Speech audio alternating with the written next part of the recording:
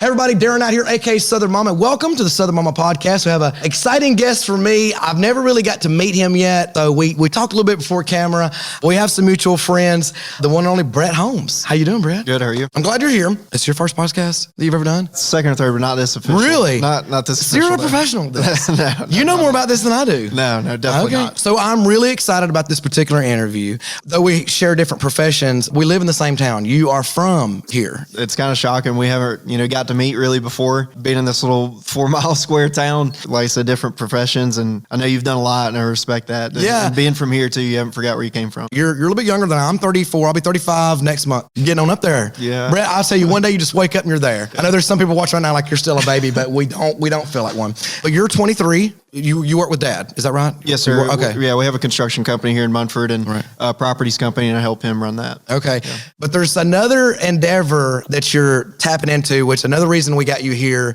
And I love that what you do, you're very young. I understand a lot of people start this profession young. This is something that you're doing. This has grown more than a hobby. You're a race car driver. It's something I've done since I was 6 or 7 years old. It's a tough sport, man. I tell you, it's taken a long time to get to this point, but finally, this year we'll be getting into one of the top 3 series in NASCAR, and I'm excited as ever. It's been a lifelong dream. So right now you drive for ARCA, is that right? We'll drive in the ARCA series. We have our own team, in the 23. In the truck series, we'll be running for our own team as well. So, yeah, that's where Does the number change? Are you going to still be 23? I wish. I really like the 23 number.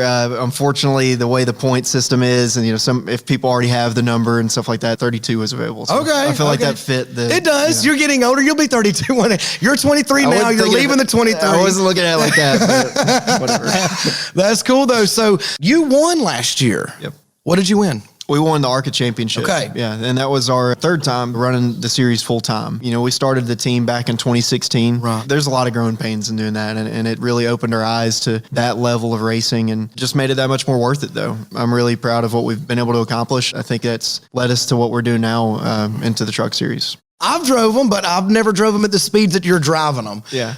What do you like best? Well, I haven't even got to drive a truck yet. So, I don't know. I think the car, I like it a little bit more. The truck, just the way the body is shaped in the series, it punches a bigger hole in the air. So there's a lot more that goes on as far as aerodynamics, which I know I'm getting way over your head right now as far as this goes. It's okay. You're good. But it's a completely different driving style. It's not like I'm out there in an F-150. You know what I mean? It's like, it's in a race car type truck. So this isn't the truck that you're going to drive to go fishing. No, definitely not. Definitely not. What are the speeds of some of these vehicles? You got to think this is a different podcast. I know you're used to being on the sports podcast, but in layman terms, we have a massive variety of fans, both male and female now. How fast are we going in the car and then the truck? So the ARCA car has a restrictor plate in it, a little bit bigger one. So the truck will be going a little bit quicker, average speed.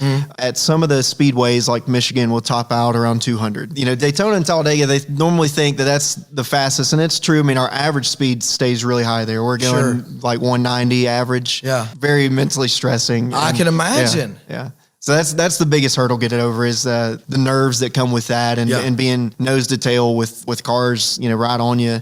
Trying not to make the littlest mistake. You're flying. Yeah. I live pretty close to the NASCAR racetrack up here, the Talladega 500, Geico 500, whatever it's called now. We did the little ride-along deal or whatever. I think, what was in a Mustang? I think they got it up to like 120 or something like that. I don't know how you do it. I really don't, because you're going really fast, 200 miles an hour. So the closest thing I could relate to is, like I was saying, going in the Mustang. But what was crazy to me is while you're in there, when you're going around the curves, it's like the track goes all the way up to the ceiling. Yeah. It's like you're about to hit a wall. Everybody hit a wall, about to hit a wall, about to hit a wall. I mean, there's no dots or lines. It's just it's a blur. Yeah. Well, I think that's the toughest thing about racing is, you're looking ahead and while you're not trying to make a mistake in the moment. So that's the biggest thing, trying to plan that. And like I said, it's a big mental thing. And I'm sure what you felt too, sitting in the seat, going in the turns, the G-force, the gravity pushes you down in the seat. And that's really tough, the same way to get over and you look like you're getting excited right now while you're talking about it. I just love that feeling. It's hard not to get excited or get anything about it. But it's some of my favorite tracks, some of my favorite racing is. You got to be built differently, because when you're going at that speed, normal people, I wanted to go unconscious, but you're not. I want to do that. You're focused on what's happening, and like many and most, you started from the bottom and now you're here, kind of thing. You're going up. I love that I got you now. You're kind of just getting started in this whole thing, but boy, you're doing it really quickly.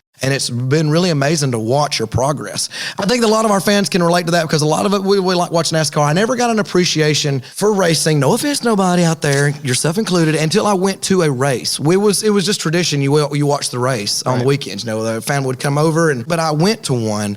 And I mean, if you get too close, you can feel little bits of stuff hitting your face. Yeah. We went to a dirt track up here in Talladega one time, and we get out of the car, and when we look around, everybody's got they got goggles on. Yeah. And I told Justin, I said, why is all these people got these goggles on? And he's, I don't know. You know, we get down there, we find out fast why they got goggles on. You could do this, and you grow a garden with it. Right. I mean, I've seen some people with clear umbrellas, and when cars go by, they flick them down. Yeah, you get home from one of those races, and you go through about 5 Q-tips and shampoo. Yeah, red is just coming down, and you're like, what has just happened to me? How old were you when you first started racing? So I was about 6 or 7 years old when I ran my first race. I ran in a yard cart at Coldwater Speedway, and that used to be a thing. It's shut down now. And then I moved into go-karts, dirt go-karts at Talladega Raceway Park, which is right next to the short track that you're referring to. You know, kind of progressing through there, started racing dirt late models, ran at the Talladega short track most of the time, and then traveled in the Southeast doing that. When I was dirt racing, that was the time when I kind of figured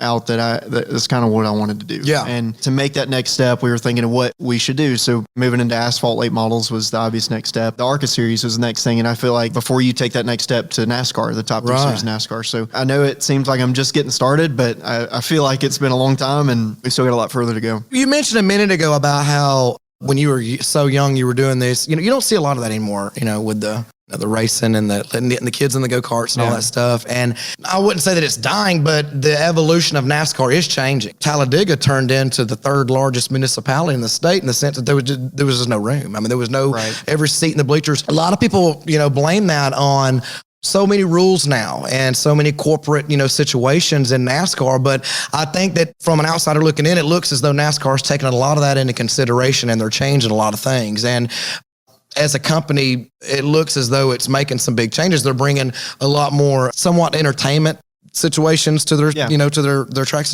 Maybe having a situation where, you know, the kids can race out there or having something like they brought into. How do you feel about a more, I don't want to say really a commercial situation being brought into racing, but more of a little bit more diverse situation? What if there's a little bit more entertainment, a little bit more things for fans to do? And how do you feel about having certain restrictions taken away? I feel like they're taking steps in the right direction, you know, and they've hired countless of other people who have worked in other sports too, and to try to bring that entertainment factor back to the fans. Because, you know, back in the day where racing was at its, you know, I guess peak, I guess you'd say so far, you know, it was just kind of the good old boy who liked watching fast cars go in circles, you know. TV doesn't do it justice. And I feel like you get the people to the race and it's not as packed out as it used to be, but I'm happy with the changes they've made. I think it's for the best because before the COVID situation happened, I know I had talked to some personnel up here at the race track in Talladega and the numbers were changing. There was a lot more people starting to come over the past few years. And then COVID hit.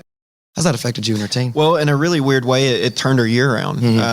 You know, they shut us down about March, and then we started back in May. And during that time, that 3-month time period, we kept our team going. Or a lot of teams, you know, either furloughed their guys and hired them back when it ended, or when they heard they were going racing again. We kept our team going, and after we updated a couple of cars, we came back and we were running top 3, top 5 every week. I hate that everything that it's caused, everything that it's caused, but in a way, it helped us for what we did and the commitment we made. It was a big sacrifice for us to keep the guys on payroll and all that stuff to keep going, but it was well worth it in the end. You say a small team. How many team members do you have there? But we have 5 full-time guys. Okay, that's good. Yeah, and typically, I mean, you know, a lot of these teams we run against have close to 20 or something like that, or have more cars on their team. So I feel like you're going to look back on these times and you're like, I remember when we only had 4 or 5 guys here. You know? I hope so. You know, that's the goal. I'd like to get to that point one day. We're taking a big step going into the truck series right now, and it's a whole different world as far as competitive goes. There's 15 to 20 really good trucks that could win every race. You know, I don't think it'll take us as long to get to that point as it did when we were in the ARCA series and when we first started out, just because of the quality of the guys we have now. I have a lot of faith in those guys. We'll get there quicker than that. If you had a message for some of your younger fans, you know, like little Jimmy and Tommy out there, they want to be race car drivers, Bret. They really do. And they're looking up and they're seeing what's happening to you. What would any advice that you could give someone in their teenage years that's just coming up? What advice would you give them?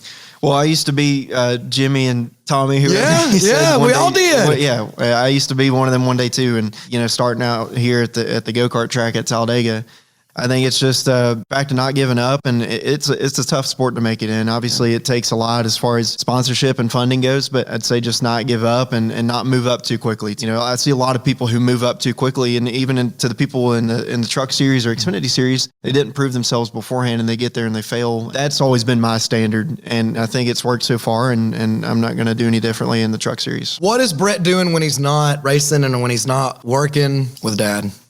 I like to hunt. I like to get out in the woods a little bit. I like playing video games. Honestly, Okay. I like hanging out with my friends. I just came back from the beach this past weekend. Racing takes a lot away as far as, you know, we're going almost every weekend. We run about 30 races a year. That leaves about 20 weekends, and you know, you take out holidays and all that stuff, and it doesn't leave you a lot of time. So it's a big sacrifice away from family and friends. And during that off period, I like to make that up. You're a young man. Yeah. You're a young man and heading towards his prime, as they would say. Yeah. You're eating up a lot of time with work and stuff. Is there a love interest in the life? Mom's in the studio right now. She's looking over like that. She's smiling. I don't.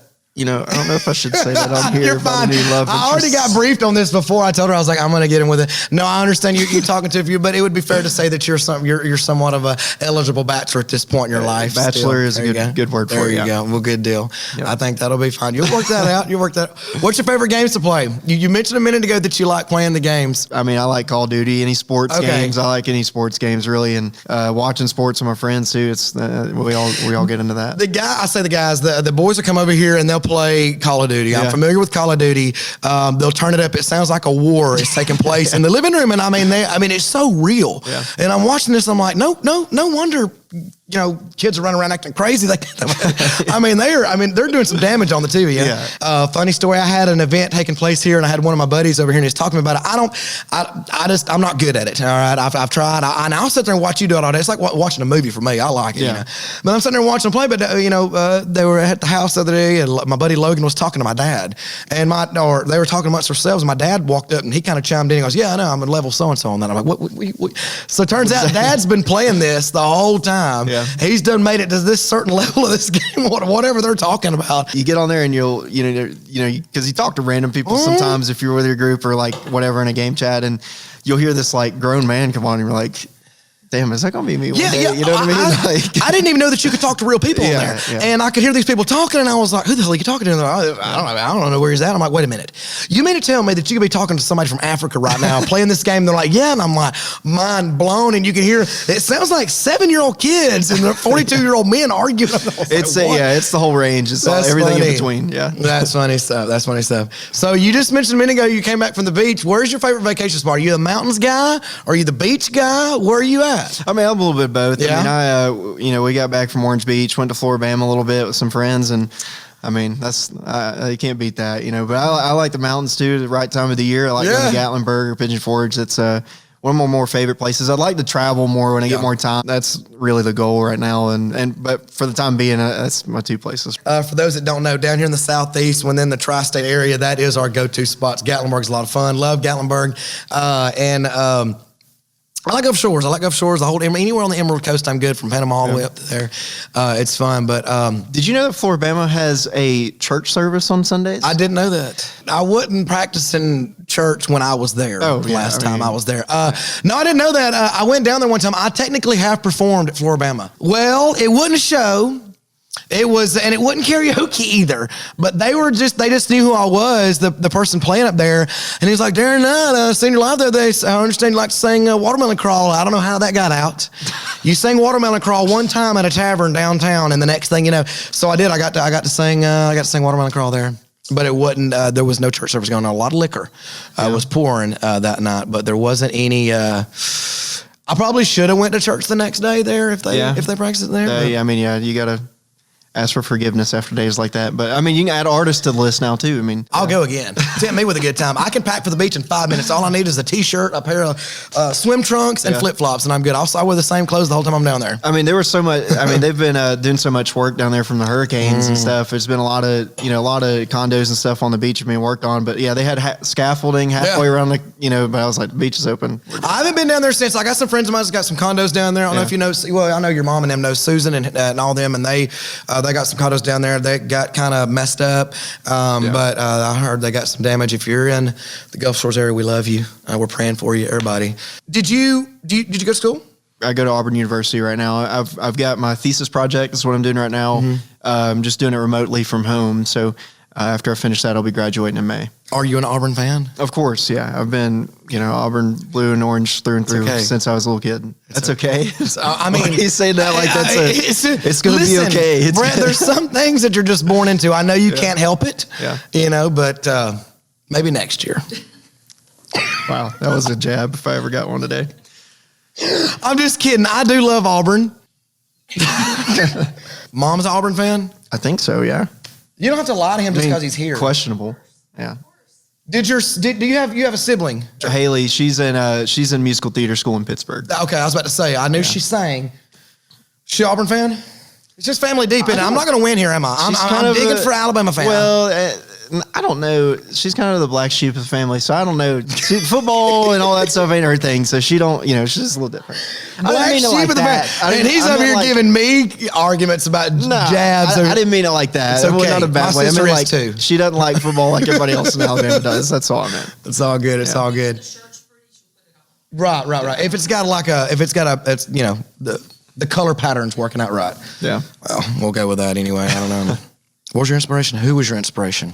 I think it began with my dad, really, and obviously growing up and watching him race, and he's been my guide and mentor through. Did Dad race? Yeah, he raced dirt late models. Actually. Okay. Yeah, he raced dirt late models for a long time and well into his 40s, and so or early 50s probably. So when I started getting into dirt late models, he hung the suit up. So I actually framed his suit so he couldn't bring it back, so he can't break it back out. But I would say him and people like Red Farmer, Carl Edwards, Kenny Schrader. Red still races at the dirt track. He's like 87 years old, something like that. He's super old and but a great guy. He's a great family friend. He stayed with us at our house a lot on big race weekends. Yeah.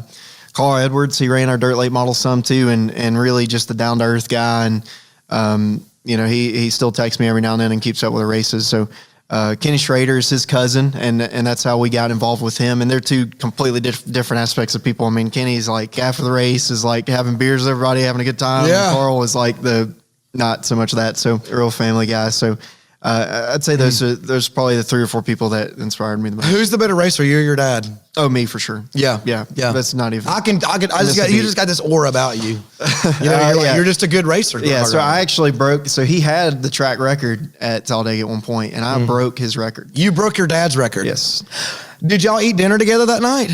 And did anyone throw anything at anybody? No, he wasn't there. Actually, he wasn't even there when it happened. So really, yeah. But so after that, though, he could never tell me anything, and you know what I mean, like giving me advice, and I'd be just like, well, Yeah, I mean, I did break your record. Yeah, exactly. Do you ever throw that up sometimes? Not so much anymore. But when we at the dirt track or when we race dirt, I do a little bit. Yeah, that is great. Yeah. That is great. I'm loving this. All right. So 5-year plan, got one? Like I said, it's so tough. I mean, ultimately, I think at the end of the 5 years, I'd like to be at the Cup level, and I think that's doable. Yes. Just a lot of this is dependent on performance, and a lot of your results are in the hands of other drivers. Ideally, I'd like to get our team to the point where we're winning races or being up in the top 3, top 5 consistently, and next year go full-fledged into the series and hopefully run for a championship and win that. I'd like to keep my team going and keep other drivers coming through there and almost do a driver development type team. The next step after trucks would be the Xfinity level and then Cup. So it's like I said, it's a tough sport to make it in. I mean, man, you got 40 drivers at the top level. It's an expensive sport. This is not a just bring your cleats and helmet situation. I mean, not to. I know football is expensive too. All sports are expensive, but this is some expensive equipment that you guys are out there with. Sponsors? Southern States Bank is actually started in Anniston. They committed as an associate sponsor for the full year for me. So it's a pretty big deal for us. Constantly working on that, man. Yeah. Everybody is. It's trying to find sponsors to help and give them a good return also. So it's what it takes to do it. You'll do it. Scary moments. Any of them out there? You ever had a scary moment? What's the scariest moment you've seen? Back in, obviously the first thing that comes to mind is 2018 at Daytona. I was in the bottom lane pushing, and guy behind me, you know, when you're bump drafting somebody, you got to be squared up. You can't be out of line, and you can't be pushing over here on the right rear quarter panel or over here. You got to be square. I mean, you're going that fast. You know, if you're not, it's, you know, all hell is going to break loose in an instant. So, of course, that's what happened. And the guy hit me in the right rear, and I went into oncoming traffic with about 20, 25 cars behind me. You know, you just don't ever know what to do, and you don't ever know what to do, like, to look cool or be cool in that moment. Like, what do you... It's hard to keep your composure. You're supposed to take your hands off the steering wheel when that happens. You legitimately don't know what to do with your hands. Sure, like Ricky Bobby would say. If you ain't first, you're last. Yeah, you know what I mean? So...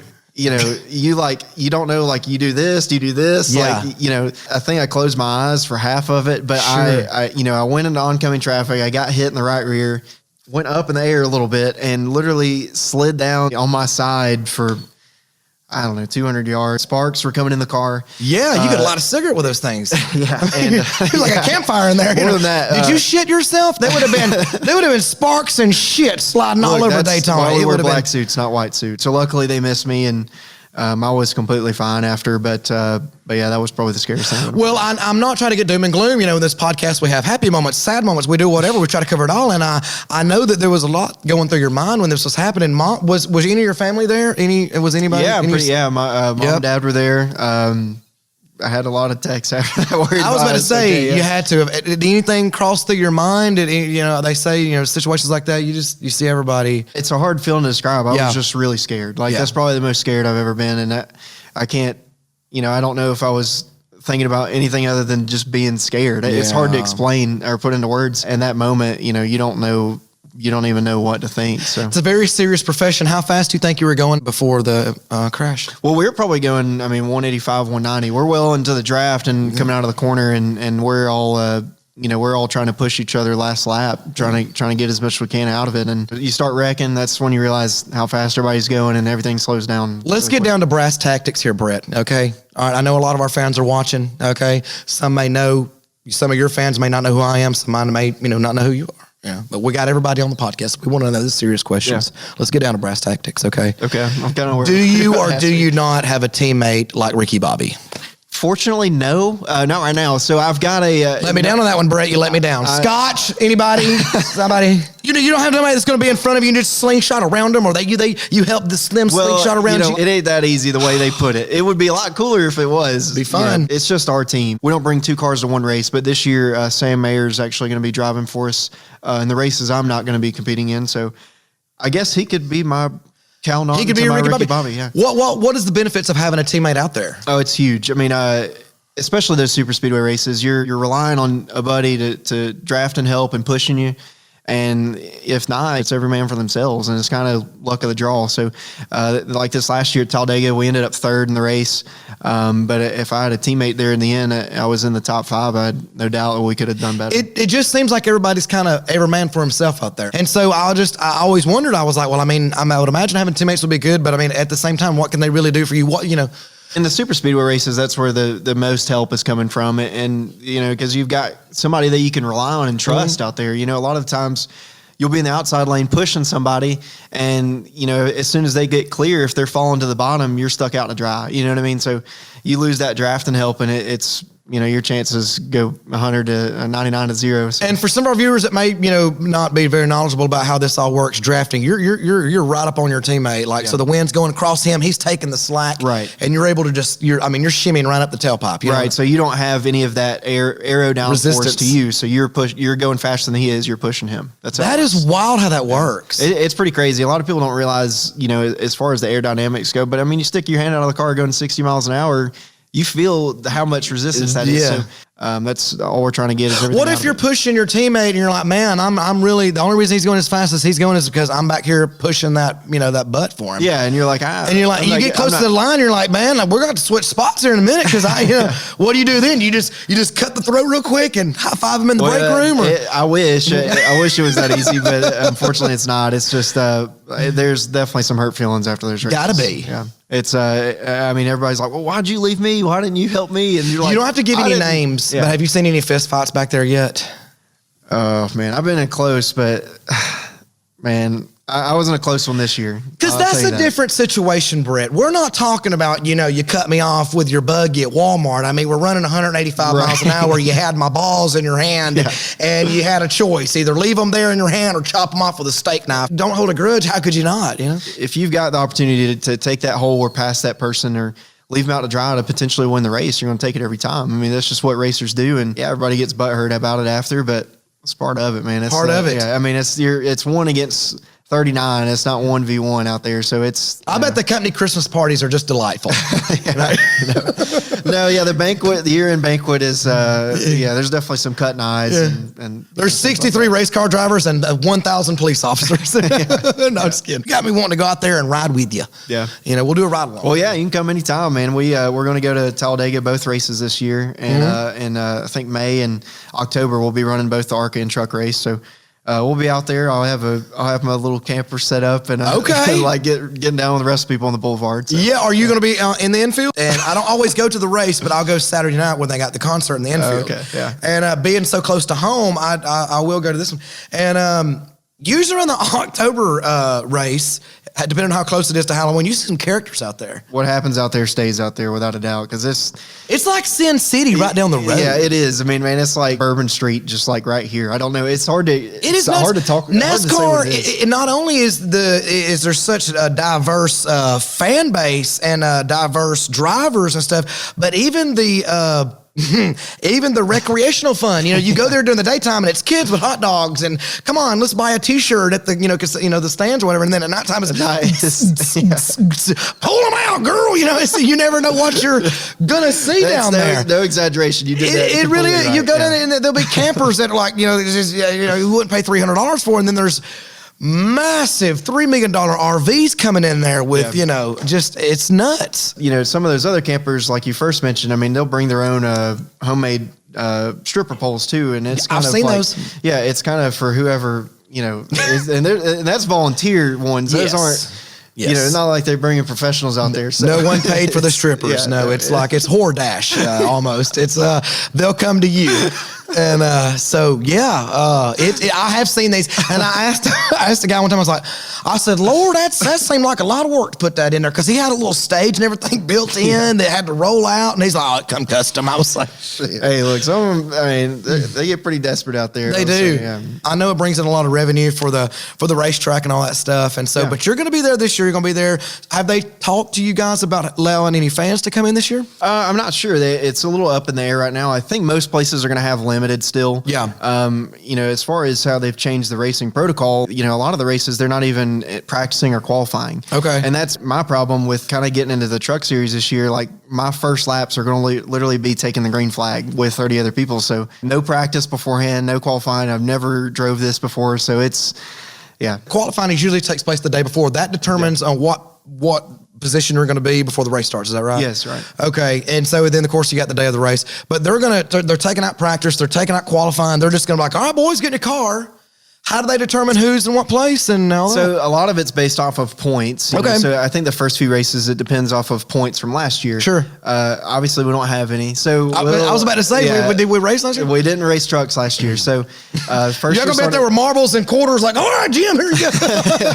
That would be a lot better for me. Right, sure. Like, just draw straws. Right. I mean, we'll be starting in the back, but it's, like I said, nowhere to go but up. I think that you're going to be great. I wish you the best of success. You've really accomplished a lot in a short amount of time. I think your future looks very bright. I know you have a huge support system behind you. Just an honor to have you here in the stage in this that you are at now. I think you're a very humbled guy. I have been keeping up tabs on you, and I think that you got a big future ahead of you, no matter what direction you take. And Godspeed to you. And thank you so much for being here with us, Bret Holmes. Thank you, man. Well, I really appreciate you having me on. It's an honor. I know you've blown up pretty big too, and being right here from home is really cool. It's been a lot of fun, and I keep good company, and I'm glad you're a part of it now, and thanks so much for being with us. Thank y'all so much too for watching. I'm Darren Knight, aka Southern Mama. Thanks for watching the Southern Mama podcast. Y'all don't forget to feed them chickens. Tell your mama and them we said hey, and God bless.